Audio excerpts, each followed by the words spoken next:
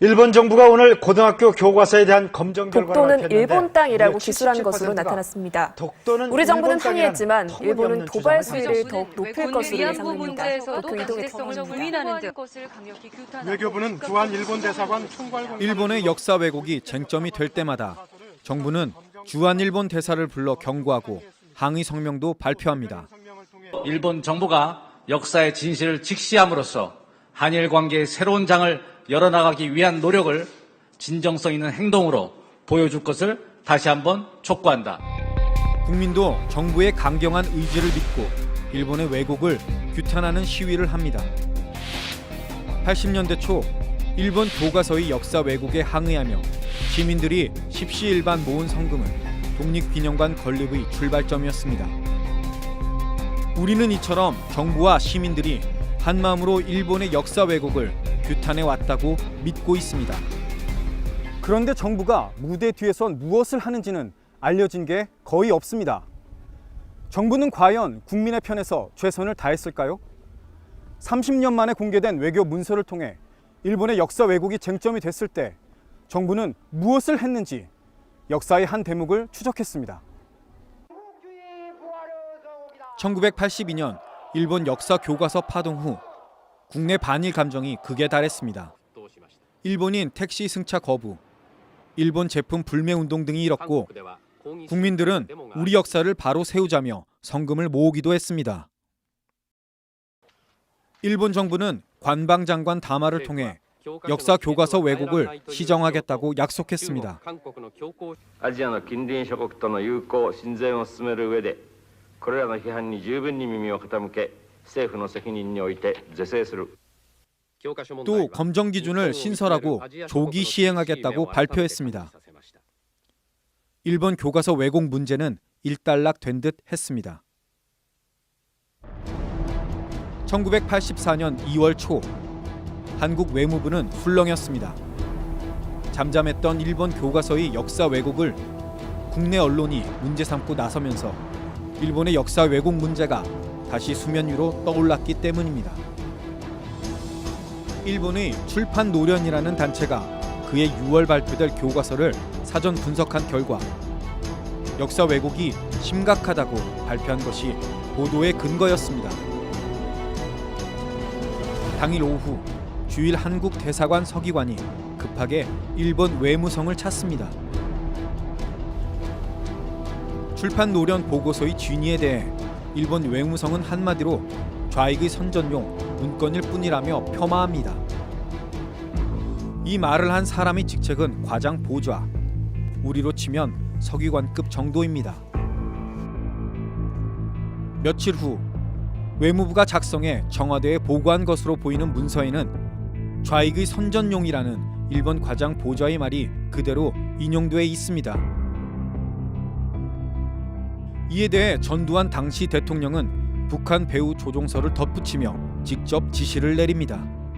북괴가 일본 좌익계 노조 및 지식인들을 이용해 한일 간의 이간을 노리는 바 한국의 언론은 이에 편승하지 않도록 협조하시오.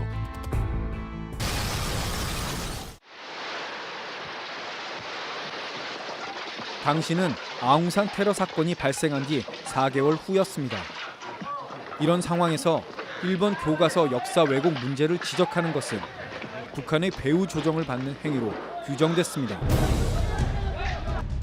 외무부는 주일 한국 대사에게 조용히 기다리라는 지시를 내립니다. 84년이나 82년에 어떤 그 출판 노련이 매년 1년에 한 번씩 교과서 리포트를 쓰거든요. 지금도 나와요. 매년. 거기에서 어떤 그 한국 관련 부분에 대해서 이렇게 부정적으로 일본 문무성의 검정어들을 일부러 부정적으로 했을 리는 없다라고 저는 생각을 하고요. 전두환 정부가 이렇게 북계의 어떤 그 와의 혹시 연계성이 없느냐라고 판단하는 부분은 지나치고 우리 시각이다.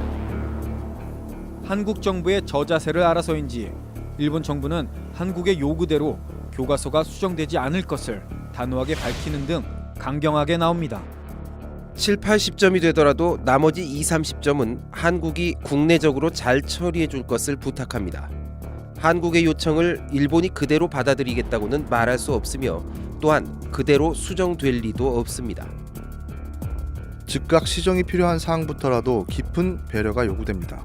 일본 정부로서는 13항목을 정식 요구로서 받아들인 바 없으며 그대로 고치겠다고 말한 바도 없습니다. 어디까지나 일본 정부의 자주적 책임 하에 수정할 것입니다. 정식 요구로 받아들인 바 없다는 13개 항목이란 무엇일까? 82년 일본 교과서 역사 왜곡 파동 당시 한국 정부는 일본 정부의 시정 약속을 믿고 구체적인 수정 사항을 제시했습니다. 즉각 수정이 필요한 항목 13개, 조기 수정 19개, 기타 7개 등 모두 39개 항목입니다. 수정 순서에서 우선순위를 둔 것일 뿐 모두 심각한 역사 왜곡이었습니다. 국사편찬위원회에서 공식적으로 최초로 작성한 일본에게 시정 요구 사항입니다. 한국 정부 레벨에서 일본 정부에게 역사 교과서 시정에 관한 최초의 공식 문건이에요. 그래서 이거를 사실은 한국 정부에서 국사편찬에 작성해서 국회에서 답변을 하고 외교부를 통해서 일본 외무성에 전달을 했단 말이죠. 외무부는 일본 교과서 역사 왜곡 문제가 6월 말에 터지는 시한폭탄이라는 것을 직감하고 내부 대책을 세웁니다. 4월에 작성된 문서에는 대책은 크게 3가지로 나뉩니다. 우선 정부가 세운 대책들입니다. 대부분 실효성이 희박한 것들입니다. 오히려 대책의 상당 부분은 역사 왜곡 수정의 책임을 민간에 떠넘기는 것들입니다. 심지어 국민들이 알게 되면 국익에 해가 된다며 최대한 쟁점화를 억제할 것을 결정합니다. 또 다른 문건에서는 부정적 결과가 나오더라도 평가는 긍정적으로 할 것까지 제시됩니다. 6월 말 일본 정부가 검정 결과를 공개하면서 결국 시한폭탄은 터졌습니다. 일본 교과서는 얼마나 수정되었을까? 주일 한국 대사는 검정 결과를 분석해 외무부 장관에게 긴급히 보고합니다. 82년 즉각 수정을 요구한 13개 항목 중 우선 일본의 침략 항목 8권 중 6건이 그대로 침략이 아닌 진출로 표현했습니다. 두 번째, 주권 박탈 항목 13권 중 8건이 한국이 스스로 포기한 것처럼 기술했습니다. 의병 항목에서는 4권 중 3건이 무장 반란으로 안중근 의사의 의거는 10건 중 1곳도 시정하지 않고 암살로 기술했습니다. 한국 병합, 무단 통치, 토지 약탈, 3.1운동, 관동 대지진, 강제 동원 등 나머지 항목들도 일부 수정됐거나 아예 수정되지 않았습니다. 이렇다 보니 조기 또는 기타 수정이 필요한 26개 항목은 아예 거론조차 되지 않았습니다. 주일 한국 대사는 언론이 이 문제를 부각시킬 경우 역사 왜곡이 다시 한일 간 외교 문제화 될 것으로 내다봤습니다. 이번에는 일본이 수정한 결과라며 한국 정부에 공식적으로 제시한 내용입니다.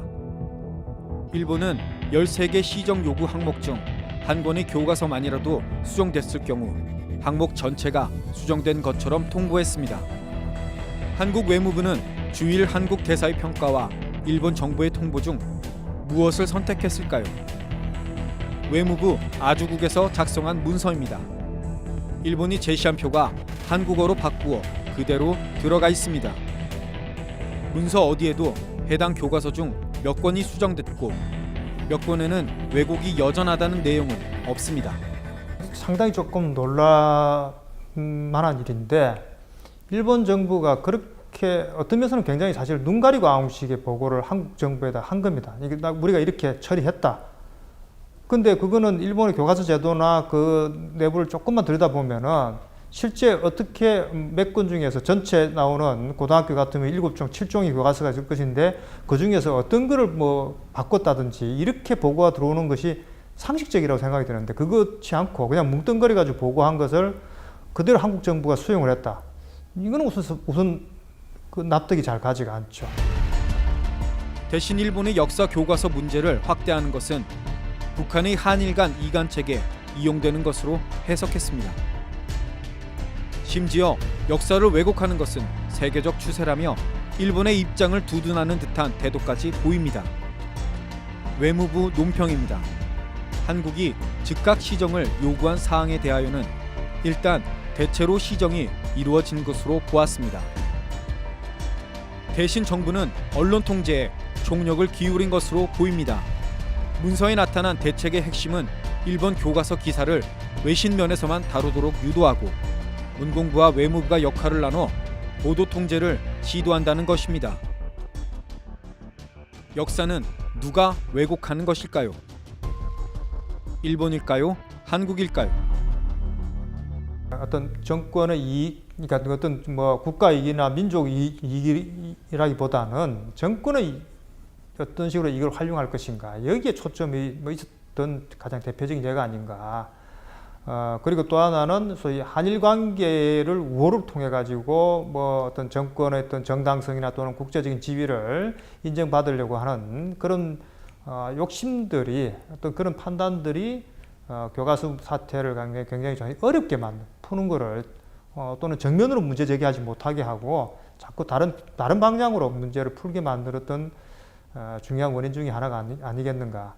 다시 말해서 자기 정권의 이익에 따라서 이 문제를 해결했다고 볼 수 있는 거죠. 우리 정부는 위안부 문제 사실상 최종 해결임을 확인했습니다. 지난해 12월 한일 정상은 양국 간 위안부 협상이 타결됐다고 선언했습니다. 그러나 합의는 하루도 못 가서 거센 비난을 받았습니다. 대표적인 것이 소녀상 이전 여부입니다. 일본은 사실상 한국 정부가 소녀상 이전을 약속했다고 주장하고 있습니다.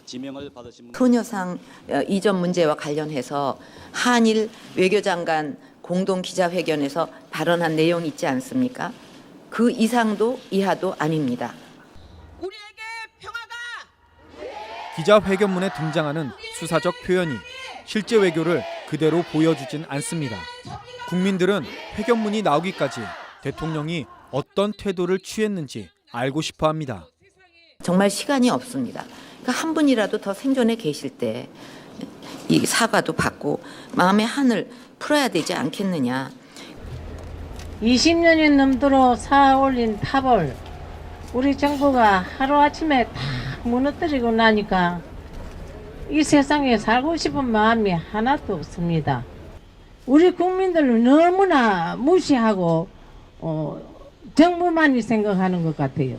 요즘은요, 텔레비 같은 데서 우리들 말은 쑥 잡아 빼피고 하나도 안 나옵니다. 대통령은 억울하다고 말합니다. 어려운 문제를 아주 최대한의 성의를 갖고 지금 할 수 있는 그 뭐랄까 최상의 그런 어떤 걸 받아내서 제대로 합의가 되도록 노력한 그거는 그 인정해 주셔야 한다고 생각을 합니다. 없는 것인지 답변해 노력했다는 것 외에 다른 책임 있는 말은 아직 없습니다. 아마 자신의 결심이 국익을 위한 최선이었다고 생각하는 듯합니다. 그러나 30년 만에 공개된 일본의 역사 왜곡에 대한 전두환 정부의 대응은 외교가 국익보다 정부의 이익에 따라 움직이는 경우도 많다는 것을 보여주고 있습니다. 뉴스타파 최윤원입니다.